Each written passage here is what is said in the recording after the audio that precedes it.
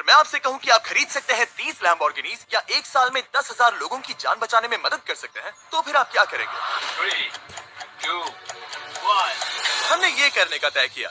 पिछले साल की एपिक हाईलाइट रील दिखाओ।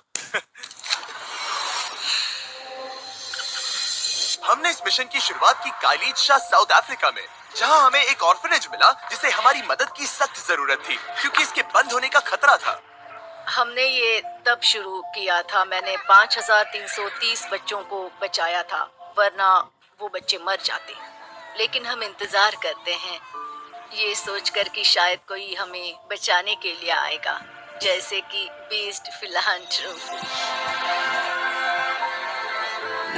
तो हमने 6 महीनों तक पूरे दिल से मेहनत की और 12 नए घरों को रीबिल्ड किया, उन्हें फ्रेश खाने का सप्लाई दिया और साथ ही में हमने नया प्लेग्राउंड भी बनाया। जब तक ऑर्फनेज पूरा हो रहा था, हमने अपने अगले प्रोजेक्ट की शुरुआत की, जिसमें हमने अफ्रीका के बच्चों को 20,000 जोड़ी जूते दिए। आपने यहाँ मेरे स्कूल में जो भी किया है वो बिल्कुल अद्भुत है।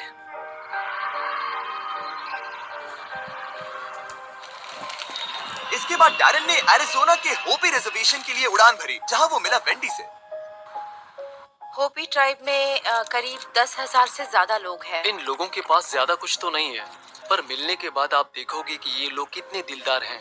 होपी ट्राइब सबसे करीब वाले कपड़ों और अनाज की दुकानों से सैकड़ों मील दूर रहते हैं, जो कि बुरा है क्योंकि सर्दियों में जमा देने वाली ठंड पड़ती है और उन्हें गर्म रहने और टेबल पर खाना रखने के लिए हर मदद की जरूरत है। हमें पता चला कि उनके लिए इन बुनियादी जरूरतों तक पहुंचना कितना मुश्किल है, तो हमने $2.7 मिलियन से अधिक के कपड़े डोनेट करने का फैसला किया। ये बहुत कमाल का था। हमारे बच्चे, हमारे लोग सभी बहुत खुश थे। Thank you mister beast. फिर हमें पता चला कि कैम्बोडिया में एम्पुटीज की संख्या असामान्य रूप से भी ज्यादा है, तो हमने एक्सीड वर्ल्ड वाइड के साथ मिलकर 2000 प्रोस्थेटिक लिम्स डोनेट किए। पहले जब हम यहाँ आए तो मुझे लगा कि हम बस लोगों के लिए लिम्स लेने आए हैं, हम लोगों को आत्मनिर्भर बना रहे हैं, पर सबसे जरूरी बात, हम उन्हें डिग्निटी और सेल्फ स्टीम वापस दिला रहे हैं। मैं बहुत एक्साइटेड हूँ, सच में थैंक यू। इसके बाद डैरेन और डैन ने कोलंबिया के एक आइलैंड के लिए उड़ान भरी, जहां उनकी नाव पलट गई और वो ऐसी नदी में गिरे जिसमें थे क्रोकोडाइल्स। वहां रहने के दौरान उन्होंने एक सोलर ग्रिड बनाया, जिससे वहां के लोगों को पहली बार बिजली और वाईफाई की सुविधा मिली और इससे इस आइलैंड के बच्चे ऑनलाइन एजुकेशन को एक्सेस कर पाएंगे। हमने इस कम्युनिटी की महिलाओं को सशक्त बनाने के लिए एक बेकरी भी बनाई, जो पहले दिन से ही हिट रही। इसके बाद हम केन्या गए, जहाँ ताज़ा पीने का पानी बेहद ही दुर्लभ था। मैं 6 बच्चों का पिता हूँ और मैं सभी बच्चों का अच्छा पिता बनना चाहता हूँ, इसीलिए मैं अपनी रोजी रोटी के लिए इतनी मेहनत करता हूँ।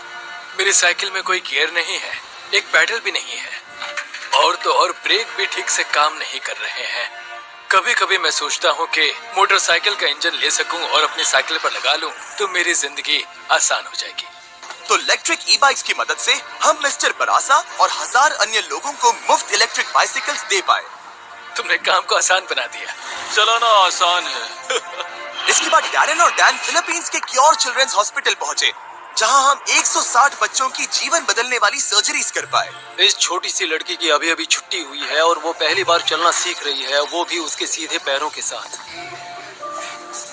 इन बच्चों को क्योर से मुफ्त में मिलने वाली सर्जरी का महत्व उनके जीवन को बदल देगा। और फैक्ट ये है कि बिस्ट फिलैंथ्रोपी यहाँ आ सकती है और क्योर को इनमें से कुछ बच्चों की देखभाल करने में मदद कर सकती है। ये कुछ ऐसा है जो मुझे इफेक्ट करेगा और जीवन भर मेरे साथ रहेगा। साउथ अफ्रीका में ऑर्फनेज पूरी तरह बन चुका था और वक्त आ गया था कि हम मामा रोजी और उनके बच्चों को सरप्राइज दें।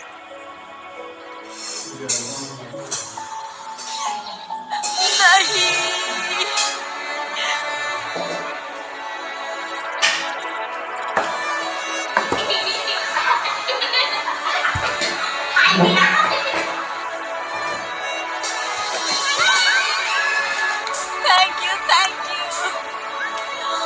मामा रोजी ने हमें यामकला नाम के एक लड़के के बारे में भी बताया, जिसने म्यूजिशियन बनने के सपने के साथ 14 साल पहले ऑर्फनेज छोड़ दिया था। हालांकि एयरपोर्ट पर अपनी फुल टाइम जॉब के बीच उसे पैसे कमाने और म्यूजिक प्रैक्टिस करने में बहुत मुश्किलें हो रही थी।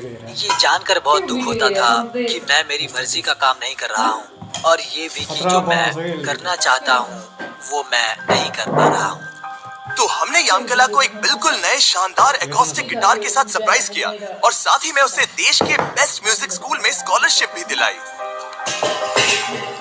अगले साल मिलते हैं। इसके बाद हमारी टीम थाईलैंड के लिए रवाना हुई, जहां 2 मिलियन से भी ज्यादा स्ट्रे और डिसेबल्ड डॉग्स हैं, ताकि वो माइकल के साथ मिलकर ज्यादा से ज्यादा डॉग्स को बचाने में मदद कर सके।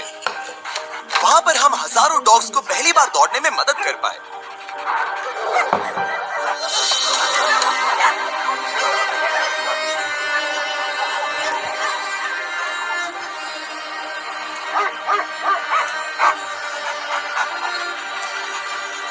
और साथ ही हमने माइकल को एक brand new rescue van, best of the best gas machine और एक बिल्कुल नई एम्बुलेंस दी।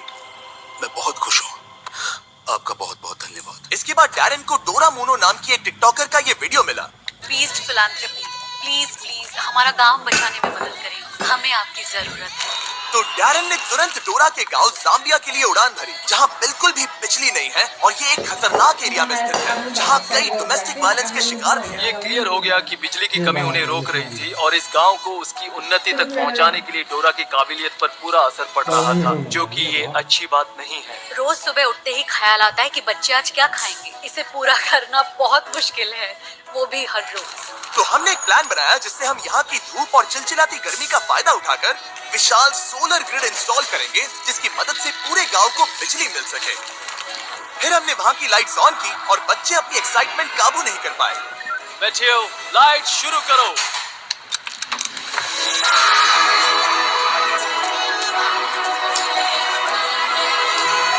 लाइट आ गई, क्या बात है।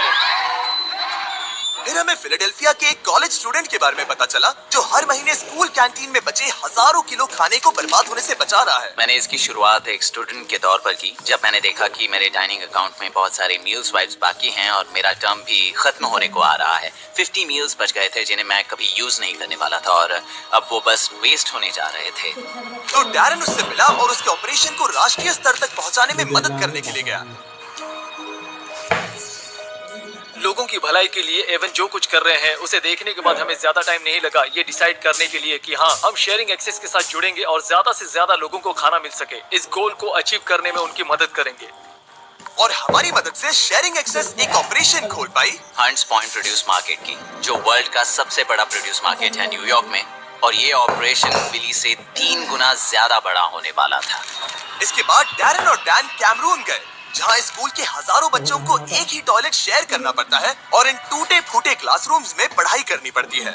इन परिस्थितियों की कोई गरिमा नहीं थी। ऐसी परिस्थितियों में बच्चे भरोसा नहीं कर पाते कि भविष्य उज्जवल है। ये देखने के बाद हम जान गए थे कि हमें कुछ करना ही होगा, इसलिए हमने तुरंत स्कूल के निर्माण की योजना बनाना शुरू कर दिया। और कुछ महीनों के बाद नए Hello guys, yesi our video Kalea up, Hamare channel ko, subscribe kar sakta hea. Danyabad.